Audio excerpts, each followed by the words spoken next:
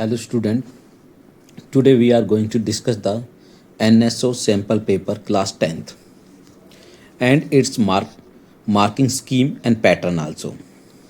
So for the 10th class total question will be 50 and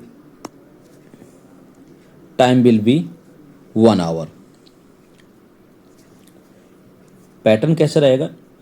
1 marks के question logical reasoning के रहेंगे, 10 question आएंगे, 1 marks each रहेगा. Science के 35 क्वेश्चन आएंगे, 1 मार्क्स ईच रहेगा. वो भी अचीवर सेक्शन में से 5 क्वेश्चन आएंगे, 3 मार्क्स का एक क्वेश्चन रहेगा. देखा जाए तो 10 इंटू 1 ये हो जाएंगे आपके 10. Reasoning science 35 into 1 35. Achiever section 5 question आएंगे, 3 मार्क्स का 1 रहेगा तो 15. टोटल करें तो 10 लॉजिकल रीजनिंग, 35 साइंस प्लस में 15 अचीवर सेक्शन. ये हो जाएंगे आपके कितने क्वेश्चन हो जाएंगे? क्वेश्चन तो रहेंगे आपके 50 और मार्क्स हो जाएंगे 60 मार्क्स का आपका टोटल रहेगा. ठीक है, सिलेबस देख लेते हैं. पहले सिलेबस देखें तो सेक्शन 1 में verbal and non verbal reasoning रहेगी आपकी. Verbal and non verbal reasoning. Section 2 में कौन कौन सी सिलेबस आएगा वो देख लीजिए. Chemical reaction and equations, acid basis salt, metals and non-metals, carbon and its compound, life process, control and coordination, reproduction in organisms, heredity, light reflection and refraction, human eye, colorful world, electricity, magnetic electric current, our environment and its management. Section 3 जो हमारा achievers का है उसमें higher order thinking question आएंगे. ये इसी के ही जो सेक्शन 2 में हुए हैं हमारे, इसी सेक्शन 2 से ही हाई ऑर्डर क्वेश्चन आएंगे सेक्शन 3 में, अचीवर सेक्शन में. तो ये आपका सिलेबस रहेगा. बहुत इजी सा सिलेबस है. ऑलमोस्टली हमारा कवर्ड भी हो चुका है सिलेबस. बस हमारा मैग्नेटिक इफेक्ट और करंट बचा है, आवर एनवायरमेंट ये आपने काफ़ी सारा पढ़ भी चुका है. बस ये बचा और नवंबर में है, उससे पहले आपका सारा सिलेबस कंप्लीट हो जाएगा. बहुत ईजी रहेगा आप लोगों के लिए करने के लिए. तो आइए शुरू करते हैं. एक सैम्पल पेपर. हमारा पहला क्वेश्चन लॉजिकल रीजनिंग का है. इन ए सर्टेन कोड लैंग्वेज, एक सर्टेन कोड लैंग्वेज में सिपोरे, इसका मीनिंग होता है बुक इज थिक. दूसरा है बैग इज हैवी. टी मारे का मतलब है बैग इज हैवी. तीसरा हमारा कासी, कासी का मीन्स इसमें दे रखा इंटरेस्टिंग बुक. और हमारा फोर्थ है डी टी, इसका मीन्स है दैट बैग. अब ये कह रहा है which means of the following means that is interesting. अब इसमें बताना कि दैट इज इंटरेस्टिंग का कोड क्या रहेगा. अब देखिए इसमें कोई कॉमन लेंगे. क्या क्या कॉमन आ रहा है हमारा? जैसे सी पो रे, इसमें बुक इज थिक. जबकि टी मार रे बैग इज हैवी. दोनों में क्या कॉमन है? इज. दोनों में क्या कॉमन है? इज कॉमन है. और दोनों में इनमें से लैंग्वेज जो कोड लैंग्वेज दे रखे उसमें से क्या कॉमन है हमारा, वो भी देखेंगे. कॉमन क्या है इसमें? देखो सी पो रे और इसमें टी मार रे, तो रे कॉमन है दोनों में. इसका मतलब रे किसको रिप्रेजेंट कर रहा है? रे का मतलब इज हो सकता है. इसमें रे का मतलब इज हो सकता है क्योंकि दोनों में कॉमन है. नेक्स्ट है कासी. कासी का मीन्स है इसमें इंटरेस्टिंग बुक. और नेक्स्ट है day T means that bag. अब देखिए इसमें बैग यहां पे भी है, आया है बैग, बैग यहां पे भी आया. रे का मतलब तो इज होगा, तो इसमें टी मा, इसमें कासी, सॉरी डे टी, तो टी आई टी कॉमन है दोनों में. इसका मतलब टी आई का मतलब क्या हो सकता है? हमारा बैग हो सकता है. कॉमन है ना, इसलिए टी आई का मतलब बैग हो सकता है. अब ये कह रहा विच of the following means that is. Is किसके लिए यूज कर रहे हैं? इज के लिए हमने करा था रे, ये वाला रे. तो इसका मतलब होगा रे यूज होगा। दैट इज, अब दैट इज इंटरेस्टिंग, इंटरेस्टिंग में यहाँ पे काशी, काशी, काशी, तो सी क्या हो सकता है हमारा, का मीन्स क्या हो सकता है, इंटरेस्टिंग। का मीन्स यहाँ पे इंटरेस्टिंग है, इसमें काशी मीन्स है ना इंटरेस्टिंग, तो ये हो गया का, सॉरी यहां पर नहीं आ गया, इंटरेस्टिंग का होगा हमारा का। अब बचा हमारा दैट, तो पहले दो उनको मैच कर लेंगे जिन जो ये आ रहे हैं हमारे, तो दो इसमें देखो, इसमें भी नहीं आ रहे, इसमें भी नहीं आ रहे, इसमें भी नहीं आ रहे, बस ऑप्शन ए में बचा है। तो ए का डे रे का मतलब इसमें दैट इज इंटरेस्टिंग, तो ऑप्शन फर्स्ट सेलेक्ट कर जाएगा। Next move to the in the given second question.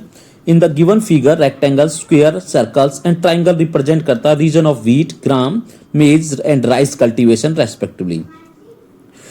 अब इसका क्या करने, इस तरह क्वेश्चन में क्या करेंगे हम, अलग अलग पेन से कलर दे देंगे यार, इस तरीका से कर लेंगे। देखिए रेक्टेंगल रिप्रेजेंट करता है, रेक्टेंगल किसको रिप्रेजेंट कर रहा है, व्हीट को, इस तरीका से अंडरलाइन कर लेंगे पेन से जब करें क्वेश्चन को सॉल्व। रेक्टेंगल रिप्रेजेंट करता है व्हीट को, तो हमारा रेक्टेंगल देखेंगे इसमें क्या है, ये वाला रेक्टेंगल है, इसको इस तरीका से कर देंगे हम सारा रेक्टेंगल को, ये हो गया रेक्टेंगल।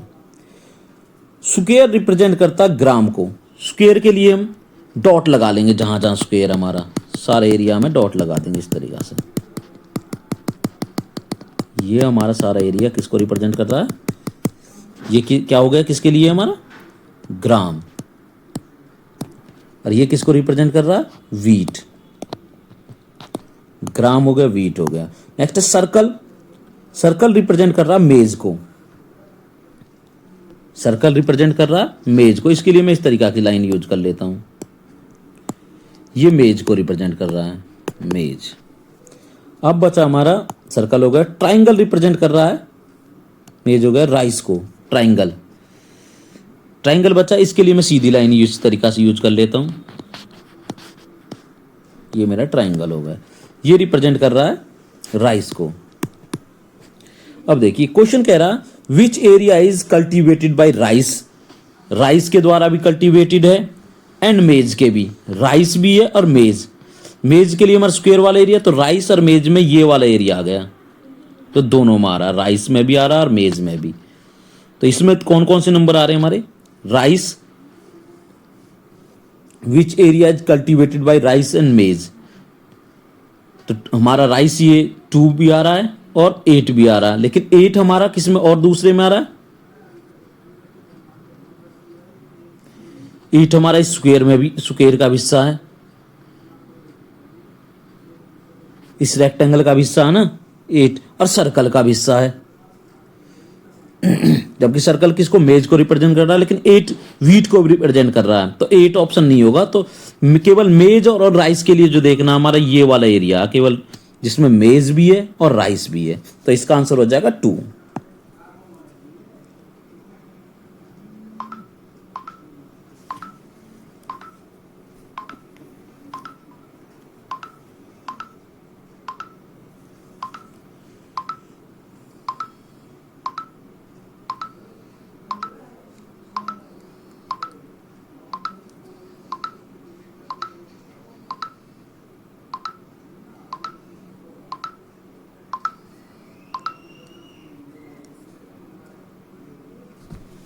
क्या आंसर हो जाएगा इसका, पर हमें क्या करना, मेज का और राइस का एरिया करना।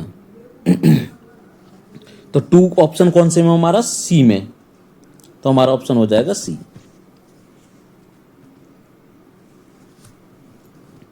नेक्स्ट क्वेश्चन चलते हैं तीसरे पे।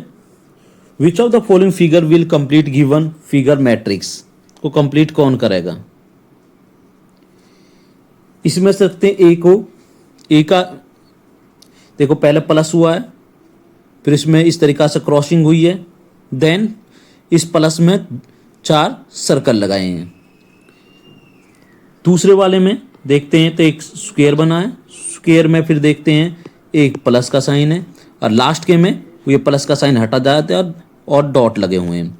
इसमें इस तरीका की एक शेप बनाइए और फिर उसमें वही एक क्रॉसिंग लगाइए सेकंड फिगर में, और थर्ड में भी हम इस तरीका से ये बनेगा हमारा वही सेम फर्स्ट वाला फिगर बनेगा, और बस 4 डॉट आ जाएंगे इस तरीका से। ये डॉट वहीं रहे, डॉट तो वहीं पे रह रहे हैं। तो हमारा इससे कौन सा फिगर मैच कर रहा है हमारा, क्योंकि इसमें पहले अंदर थे फिर बाहर हुए, तो इसमें भी ये डॉट कहाँ पाएंगे, बाहर ही आएंगे। तो हमारा फिगर कौन सा मैच हो रहा, बी। ये फिगर इस वाले से मैच हो रहा है, इसलिए बी आंसर हो जाएगा इसका। Fourth question, the given figure shows the phenomena of recombination of spectrum of white light. ये व्हाइट लाइट के वो दे रखे हैं first, second, third, fourth, fifth, six.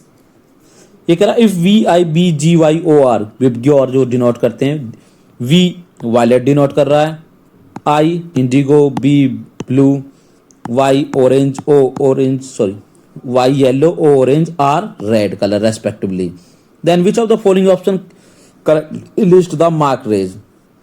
कौन सा ऑप्शन करेक्ट है, फर्स्ट क्या हमारा आर, रेड कलर है, ठीक है करेक्ट है। सेकंड वायलेट भी ठीक है, सेकंड हमारा वायलेट ही होता है। थर्ड ब्लू, विबग्योर में थर्ड नंबर किसका आता है, विबग्योर नीचे से स्टार्ट करते हैं ना कि ऊपर से स्टार्ट करते हैं, ठीक है। विबग्योर कैसे लिखते हैं, VIBGYOR। तो यहां से ऊपर से नंबरिंग करिए इसने, ठीक है। तो 1 2 3 नंबर पे देखते हैं, तो ये 3 पे क्या आएगा हमारा, वाई आना चाहिए, येलो। थर्ड पे क्या आना चाहिए, येलो। तो ये फर्स्ट ऑप्शन नहीं बनेगा, ये वाला ऑप्शन बनेगा सेकंड, येलो। फिर फोर्थ नंबर पे हमारा यस ओ ऑरेंज आएगा, यहां से नंबरिंग दिए तो फोर्थ में हमारा ऑरेंज आ जाएगा, इसको रिप्रेजेंट कर रहा है इसने, सॉरी फोर्थ पे ब्लू आ गया, फिफ्थ पे ऑरेंज आएगा, और सिक्स्थ पे हमारा इंडिगो आ जाएगा। तो हमारा बी वाला ऑप्शन करेक्ट हो जाएगा इसका। नेक्स्ट है the given figure shows a V shaped wire lying in the XY plane. XY plane है, कोई वी शेप्ड वायर है ये। एक करंट आई करंट फ्लो कर रहा है इससे in the wire, the direction of magnetic field at point O point पे डायरेक्शन ऑफ मैग्नेटिक फील्ड बतानी है। इसे फ्लेमिंग का लेफ्ट हैंड रूल यूज कर लेंगे। लेफ्ट हैंड रूल को हम इस तरीका से बनाएंगे, ठीक है। ये हमारी हो जाएगी इंडेक्स फिंगर, करंट को रिप्रेजेंट करेगी, ये हमारी हो जाएगी 4 फिंगर, ठीक है। इस तरह करेंगे तो ये किस पाएगा, इस हमारी जो डायरेक्शन ऑफ मैग्नेटिक फील्ड है ऊपर की तरफ आएगी, मीन जेड एक्सिस पाएगी यहां पे। और कैसी होगी, पॉजिटिव नहीं होगी, नेगेटिव होगी, ऊपर की तरफ आ रही है ना, तो नेगेटिव होगी, नेगेटिव जेड एक्सिस आ जाएगा इसका आंसर फिफ्थ का। Next sixth question, which of the following statement is true with respect to diamond. Diamond के रिगार्डिंग बताना, the carbon atom are connected to each other by metallic bond, बिल्कुल गलत है, metallic bond तो होते नहीं है इसमें। In the diamond crystal the carbon atoms are very loosely packed, ये भी गलत है, लूजली पैक्ड नहीं, इसमें टाइटली पैक्ड होते हैं। Each carbon atom in the crystal is surrounded by 4 other carbon atom forming a rigid 3D structure, बिल्कुल right statement है ये।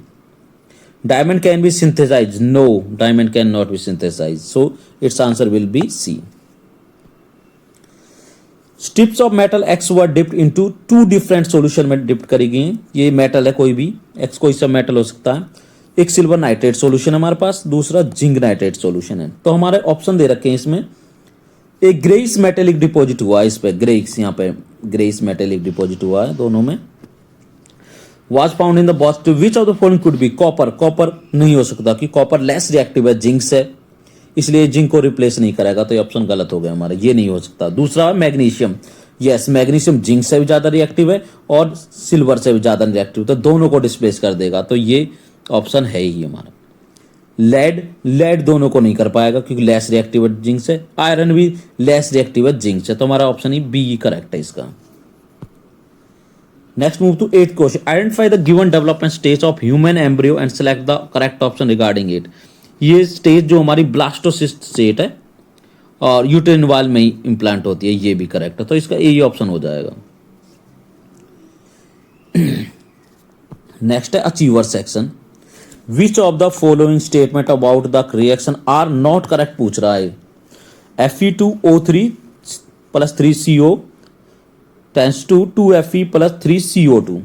ये कह रहा है, फिर फर्स्ट एक्शन स्टेटमेंट दे रखी है Fe2O3 ferrous oxide is getting oxide to Fe। यहां से देखते हैं तो इसको Fe2 ने ऑक्सीजन को लूज किया है, ऑक्सीजन को लूज किया, इसका मीन्स इसका ऑक्सीडेशन हुआ है, ऑक्सीडेशन हुआ है, तो एक स्टेटमेंट करेक्ट है। जो Fe2O3 is acting as reducing agent, जब ये ऑक्साइड हो रहा है तो रिड्यूसिंग एजेंट काम कराएगा, ये भी स्टेटमेंट करेक्ट है। CO is act as a reducing agent, CO एक रिड्यूसिंग एजेंट है।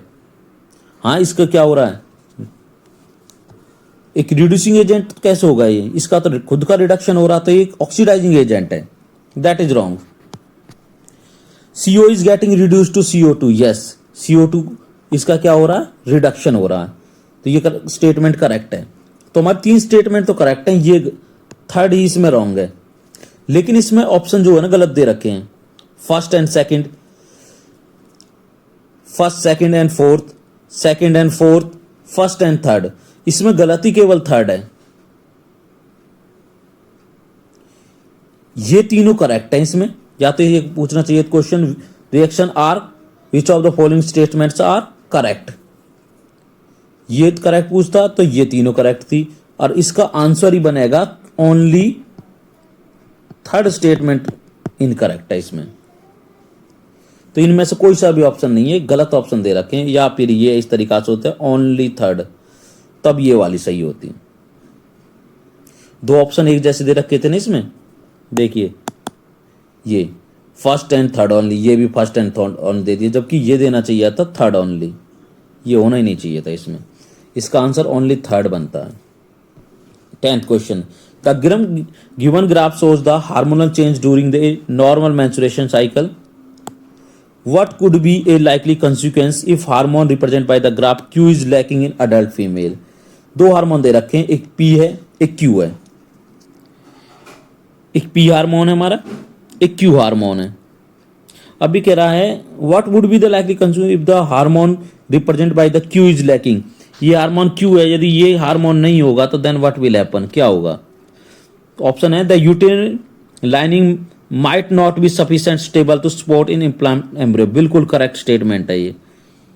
यूटेरिन लाइनिंग हमारी वो सफिशिएंट नहीं रहेगी इम्प्लांटेड एम्ब्रियो को सपोर्ट करने के लिए, तो यही आंसर हो जाएगा हमारा। और भी पढ़ लें, level of hormone P would be higher than normal, no, एक हार्मोन के ना होने से दूसरे हार्मोन का लेवल नहीं बढ़ता है, गलत स्टेटमेंट है।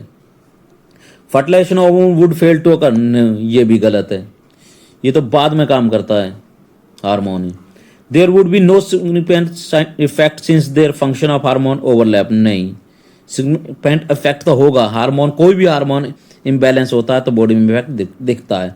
ओनली ये स्टेटमेंट करेक्ट है, तो ये इसका आंसर हो जाएगा। आई थिंक आपको समझ में आ गया वो सभी के। So please like, subscribe and share. अगर आपको कुछ अच्छा लगा है तो कमेंट्स करके बताइए, अगर आपको कुछ समझ नहीं आ रहा है तो भी कमेंट्स करके बता सकते हैं आप। Thank you.